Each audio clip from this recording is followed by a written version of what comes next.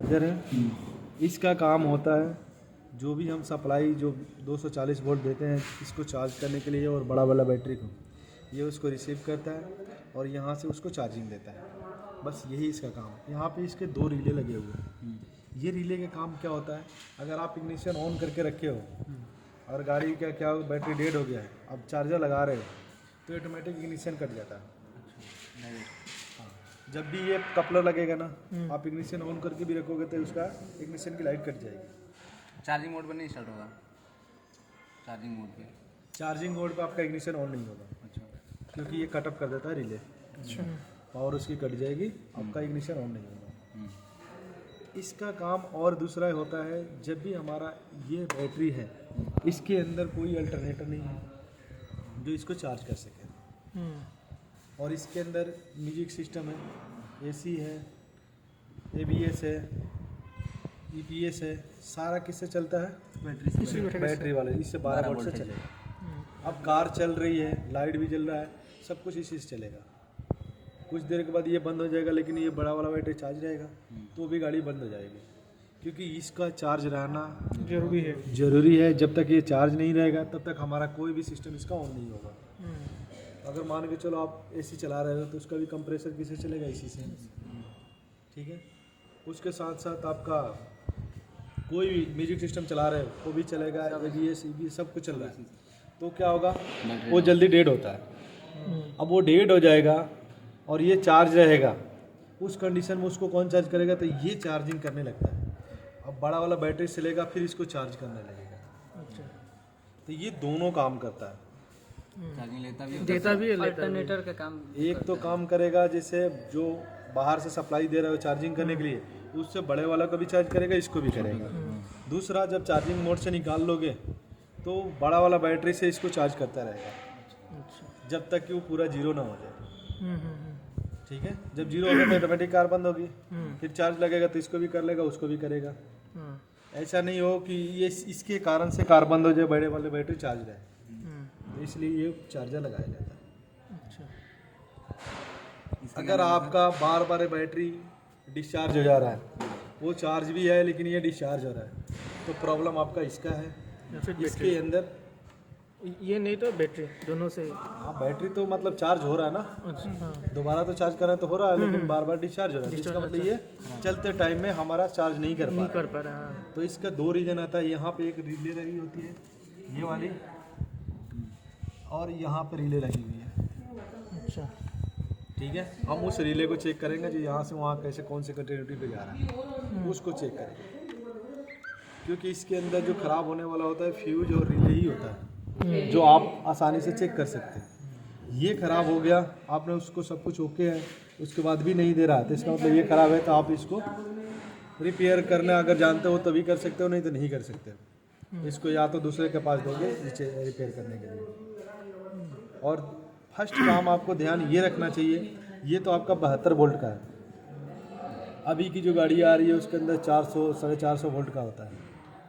तो आप कभी भी नंगे हाथ से कहीं भी काम नहीं कर सकते हो। उसके लिए ग्लव्स लगाना पड़ेगा। और दूसरी बात, इसके पावर स्विच को कटअप करके ही काम करना होगा। जो अभी ये पुरानी मॉडल में है तो यहाँ पे इसको दिया हुआ है इमरजेंसी ब्रेकर, जिसको अगर इसको दबा देंगे तो इसके सारे क्या होगा, सप्लाई कट जाएगा। हाई वोल्टेज वाला जो भी सप्लाई होगा कट हो जाएगा, ओनली 12 वोल्ट का चलेगा। अभी जो गाड़ी आ रही है नई, उसके अंदर यहाँ पर इमरजेंसी ब्रेक करके एक फ्यूज आता है, उस फ्यूज को निकाल दोगे तो पूरी सप्लाई इसकी कट जाएगी। जो काम ये कर रहा है वो वहाँ पे ये करता है। ठीक है। और ये जो हमारा चार्जर है ये 2 तरीके से काम करेगा, एक मेन सप्लाई के लिए और एक चलते हुए में, ऑन बोर्ड में, मतलब चलती हुई गाड़ी से भी चार्ज कर देगा ये। उसके बाद आता है हमारा कंट्रोलर का काम। जब बैटरी चार्ज रहेगा तो उसके बाद क्या काम करता है कंट्रोलर। कंट्रोलर का काम होता है जो मोटर लगा हुआ है उसको स्विच करके सप्लाई को देना। स्विच करके सप्लाई को देना कैसे स्विच करता है, जैसे ये हमारा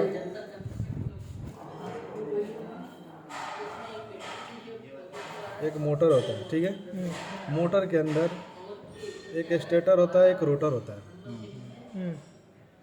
जो हमारा स्टेटर है इसका अंदर क्या है, परमानेंट मैग्नेट है, मैग्नेट लगा हुआ है और इसके अंदर वाइंडिंग लगी हुई है। वाइंडिंग, हाँ।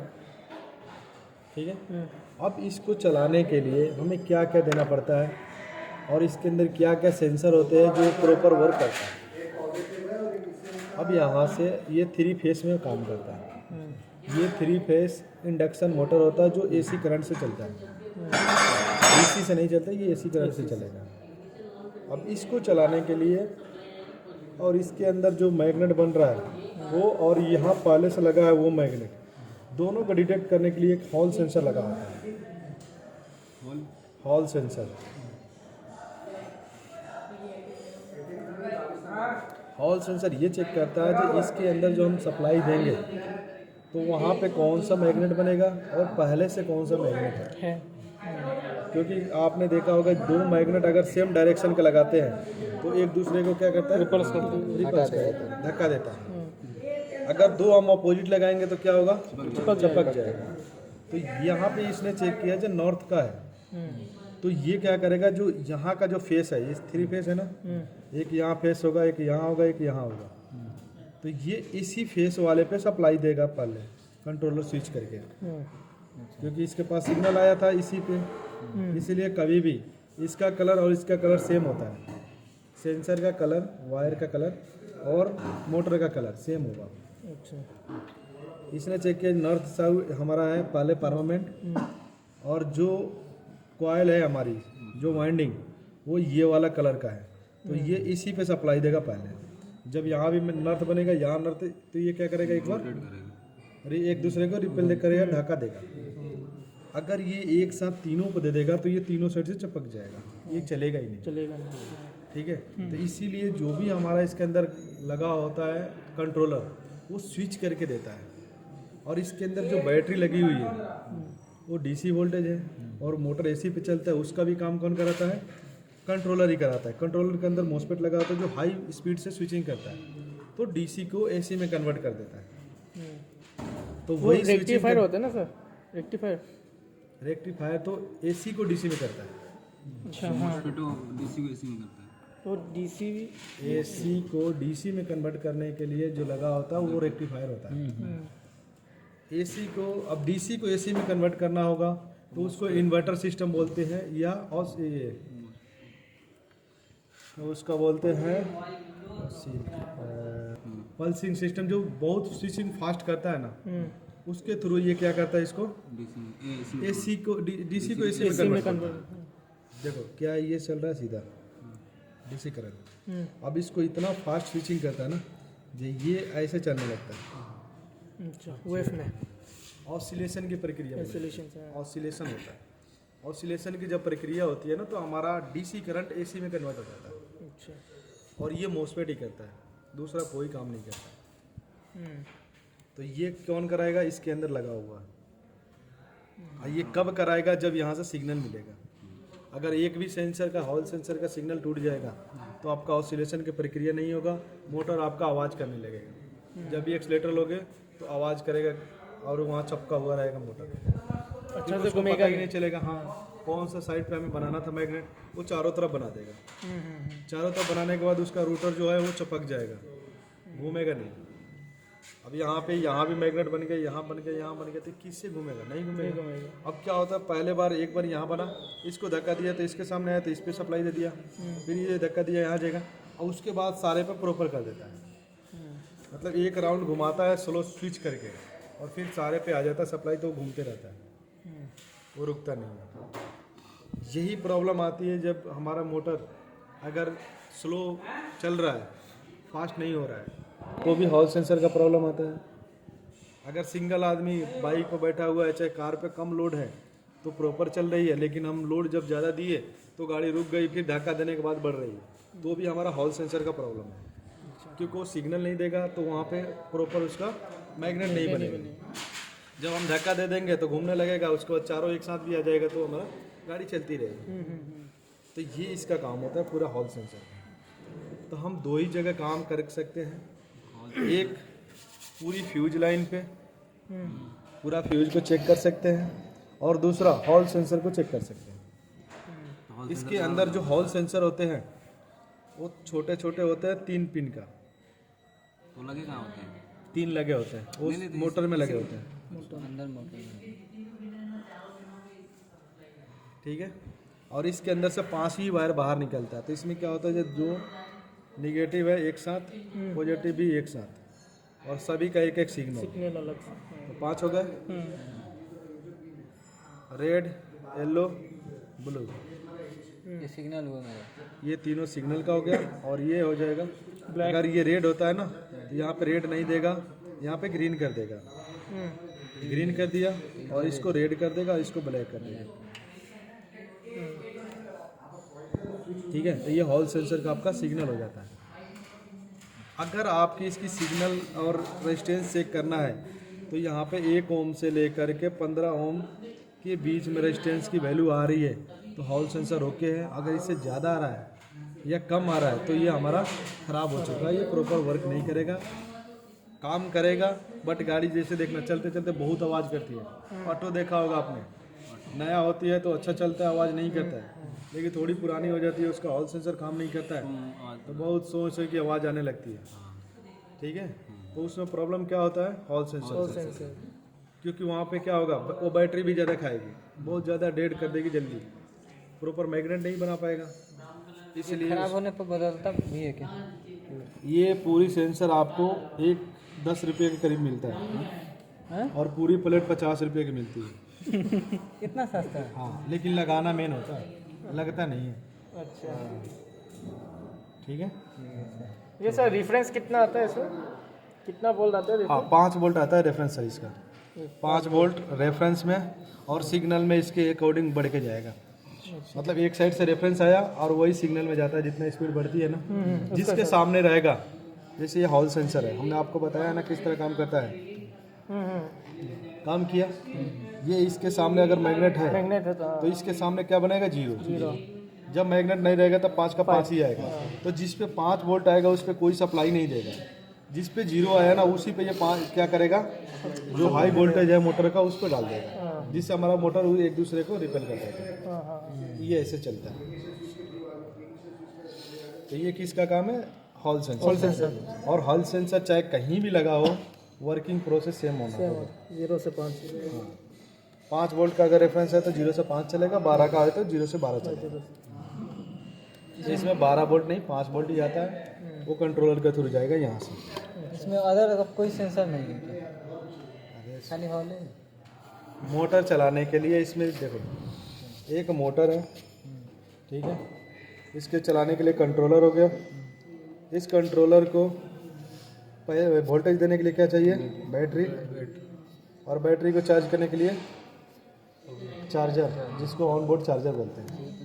ये यहाँ से आया, ये इसको दिया, ये इसको दिया। इसके अंदर अब मोटर को चलाने के लिए हमें क्या चाहिए, सिग्नल। तो यहाँ पे हॉल सेंसर लगेगा, बस इतना खाली कार को चलाने के लिए। अब जो एक्स्ट्रा फीचर्स होता है उसके लिए ये लगा हुआ है बॉडी कंट्रोल मॉड्यूल, या BCU बोल सकते हैं। जैसे वायरिंग वगैरह लाइट सारे काम करेगा ये। इतना इजी है? बहुत ईजी है। EV के अंदर आपको अगर चलाना, इसलिए तो देखते हो ना, ये बनी थी, क्या लगा इसमें, मोटर वही तो बताओ, चल रही थी मोटर का वही कंट्रोलर, मोटर और बैटरी चार्जर, और क्या लगेगा गाड़ी को चलने के लिए, यही है ना। चलिए बढ़िया है। जो ये है ना, ये लगा है इसकी light, indicator, back light, accessory के लिए, बॉडी के लिए। अंदर से जो आ रही है रेड, येलो और ब्लू, रेड, येलो, ब्लू, ये तीनों कहाँ गया है, मोटर का। यहाँ क्या लगा है, इधर से आ रहा होगा चार्जर से। कहाँ से आएगा, वो बैटरी से आएगा, बैटरी से आ रहा है, इन हो रहा है। बैटरी से भी आ रहा भी रहा है और चार्जर से चार्ज भी जाएगा यहीं से, तभी तो बैटरी में भी चला जाएगा। यहीं से इसको उसमें भी जाएगा, इसमें भी जाएगा। इसीलिए यहाँ पे 1-2 रिले के लिए कटअप लगा होता है। जब भी चार्जर लगाते हैं तो यहाँ से एक सप्लाई चली जाएगी इसमें, और एक सप्लाई रहती है इसमें। जब भी हम चार्जर लगाते हैं तो ये सिस्टम बंद हो जाता है ऑटोमेटिक। जहाँ चार्जर निकालते हैं तो ऑटोमेटिक ये चालू रहता है। सेकेंड हैंड एक आध गो रखे रहते हैं ना कि खोल पकड़ के देखने में ना एक रखे रहते इसमें क्या खोल के देखोगे? हैं। नहीं एक रखे रहते हैं सर, जैसे डेमो में अभी 15 समझो तो पहले समझो। इसमें मोटर है, मोटर वाइंडिंग कोई नहीं करता है, वो कंपनी के गारंटीड में रहता है, वो चेंज ही होगा ना। मोटर चेंज कर रिपेयर कर सकते हो नहीं है। ना, आप इसको पता है तो आप इसको भी नहीं कर सकते। बस हमको इसका चेक करना है कि चार्जिंग नहीं उठा रहा तो उठा के इसको चेंज करना। अब इसके लिए ये बॉक्स है ना, सारे बॉक्स पे सभी का नाम लिखा हुआ है, सारे फ्यूज बॉक्स पे सबका नाम लिखा हुआ है, आपको उसी को चेक करना होता है। रही बात अगर ये चार्जिंग नहीं उठा रहा है तो आपको कंफर्म करना पड़ेगा जी प्रॉब्लम कहाँ पे है, इसके चार्जर में है या आपके रिले के ऊपर है। तो रिले को चेक करने के लिए यहाँ से फ्यूज बॉक्स हटाओ ना, वहाँ पर लगा होगा एक, उसका कवर देखो जो चार्जिंग पोर्ट का कौन सा है, वो कवर में लिखा होगा, इसका रिले कौन सा है, फिर वहाँ से इसमें कौन सा फ्यूज बॉक्स आया है। ठीक है, ठीक है गुरुजी एकदम।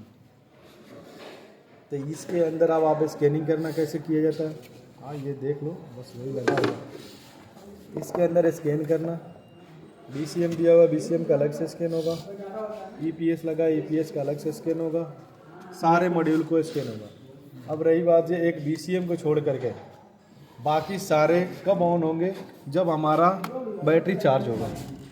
ठीक है। अगर बड़ा वाला